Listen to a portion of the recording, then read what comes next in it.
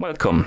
In front of me I have XIAOMI Watch S3 and I'm gonna show you how to track the steps or the amount of steps taken on this watch.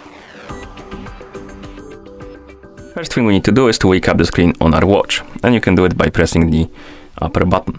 Once you wake up the screen, you can press the upper button again to open the menu. Now find the activities icon, the one that looks like this, and once you find the activities icon, you can tap on it to open the activities menu or stats menu. And here we have the steps. As you can see, you can also scroll through this app and see the more detailed information right here, basically progression during the day.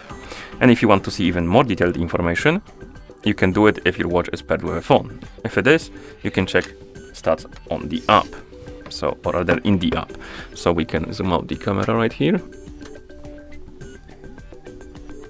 like this, open the Huawei, or rather not Huawei, my bad, it's Mi Fitness application.